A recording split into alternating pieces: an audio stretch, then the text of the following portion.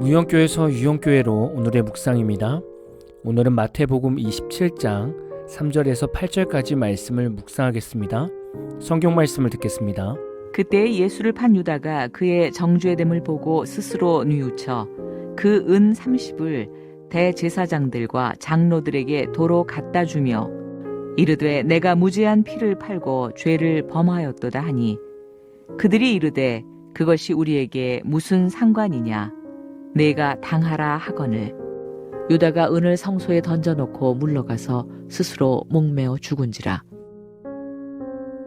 대제사장들이 그 은을 거두며 이르되 이것은 핏값이라 성전고에 넣어둠이 옳지 않다 하고 의논한 후 이것으로 토기장리에 밭을 사서 나그네의 묘지를 삼았으니 그러므로 오늘날까지 그 밭을 피밭이라 일컫느니라. 오늘은 예수님께서 십자가에서 죽으신 성금요일입니다. 우리는 성경을 통해서 이날의 두 사람의 죽음을 보게 됩니다. 한 명은 모든 인류의 죄를 위해 죽으신 예수님이시고 또 다른 한 명은 이런 예수님의 죽음의 의미를 누리지 못하고 스스로 죄를 책임지며 죽은 가룟 유다입니다. 오늘 말씀으로 가룟 유다의 죽음을 묵상해 보겠습니다. 사람은 양심이라는 것이 있습니다. 그래서 자신의 죄를 인지할 수 있습니다. 사람에게 소망이 있다 없다를 볼 수 있는 것은 그 사람이 죄를 지었을 때 그 안에서 양심이 작용하고 있는가 없는가로 판단할 수 있습니다. 양심이 없어지면 이제는 아무리 큰 죄를 지어도 죄책감을 느끼지 못합니다. 이런 차원에서 생각해 보면 가룟 유다 안에는 성령의 근심은 없어도 적어도 양심은 살아 있었습니다. 3절을 보면 그의 정죄됨을 보고 스스로 뉘우쳐 라고 말씀하고 있습니다. 유다는 스스로 자신의 잘못을 뉘우쳤습니다. 그러나 우리는 여기서 신학적인 입장으로 보게 됩니다. 과연 유다는 진정한 회개가 이루어진 것인가? 라는 질문을 던져보는 것입니다. 가룟 유다가 스스로 뉘우쳤다라는 말은 헬라어로 메타멜로마이라고 합니다. 이는 후회하다, 유감이다 라는 뜻으로 감정적인 후회를 말합니다. 즉 자신이 따라다니던 예수님의 심판 과정을 보니 큰 충격을 받고 감정적으로 찔리는 마음이 들었던 것입니다. 고로 가룟 유다가 스스로 뉘우쳤다는 말의 의미는 행동 변화가 수반되지 않고 자신의 행위가 죄였음을 알게 되고 그 죄의 결과를 보고 후회하는 것을 말합니다. 사람들 생각으로는 이 정도의 자책도 훌륭하다고 말할 수 있습니다. 그러나 하나님 입장에서는 다릅니다. 감정적으로 후회하는 것도 중요하지만 우리가 후회를 해야 하는 것이 아니라 회개로 나아가야 합니다. 그럼 회개는 무엇입니까? 헬라어 원어로 메타노이아입니다. 이 말은 마음과 생각의 근본적인 변화를 의미합니다. 죄를 깨닫고 하나님께 돌이키는 믿음의 반응인 것이죠. 나의 말과 행동과 생각이 하나님의 말씀에서 벗어났음을 명확하게 인정하고 돌이키려는 자세입니다. 하나님께서 우리에게 원하시는 뉘우침은 죄의 결과에 대한 후회를 원하시는 것이 아니라 죄의 본질에 대한 통회를 원하시는 겁니다. 가룟 유다와 대조적인 인물이 있죠.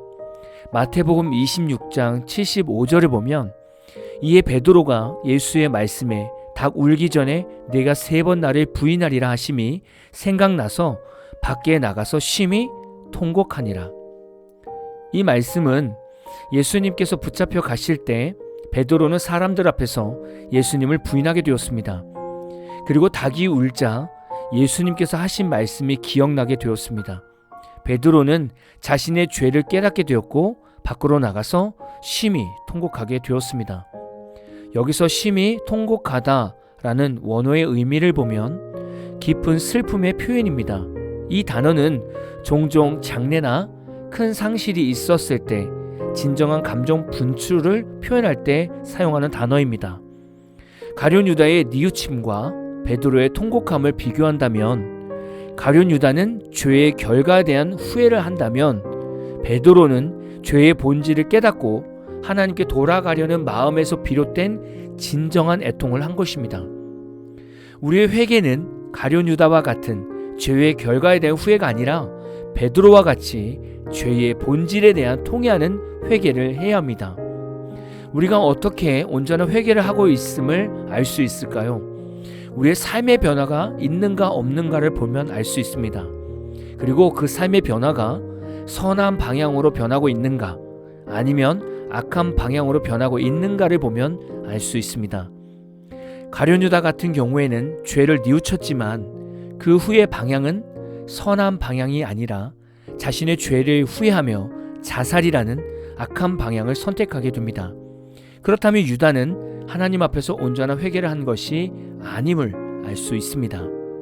우리가 무언가 잘못 판단하고 하나님이 원하시는 삶을 살지 않았을 때 온전히 회개를 했다면 우리는 과거 자신의 선택에 심한 자책을 하지 않습니다. 물론 후회하는 마음이 커서 쥐구멍에라도 가서 숨고 싶은 괴로움이 있을 수는 있습니다. 그러나 우리의 삶을 포기하는 좌절은 없습니다. 오히려 하나님의 뜻을 구하지 못한 본질적인 죄를 깨닫게 되면서 앞으로 문제를 풀어갈 방향에 대해 하나님께 더 묻게 됩니다. 이렇게 우리의 삶이 하나님 앞에서 선하게 변한다면 우리는 온전한 회개를 하고 있는 것입니다. 하나님께서는 우리에게 죄에서 떠날 수 있는 회개라는 통로를 열어주셨고 이 길은 바로 예수님께서 십자가에서 죽으심으로 완성이 되었습니다. 인생을 살다 보면 하나님의 뜻에서 벗어난 인생을 살 때도 있습니다. 그리고 어느 순간 하나님께 크게 죄를 지었다는 죄책감이 강하게 찾아올 수 있습니다. 이때 여러분은 가룟 유다와 베드로를 반드시 기억하십시오. 가룟 유다와 같이 죄의 결과로 후회하지 마시고 죄의 본질을 회개하고 다시 하나님께로 돌아오시는 성도가 되십시오. 고난 주간을 통해서 혹시 하나님과의 관계가 죄로 인해 틀어져 있던 성도들이 계시다면 예수님의 이름을 힘입어 하나님께 온전한 회개로 나아가시는 모든 성도들 다 되시기를 진심으로 축복합니다. 오늘 마무리 찬양은 플레이트의 온전한 자의 날이라는 찬양입니다. 찬양 후에는 잔잔한 연주곡이 있습니다. 말씀을 생각하면서 기도하는 시간을 가져보십시오.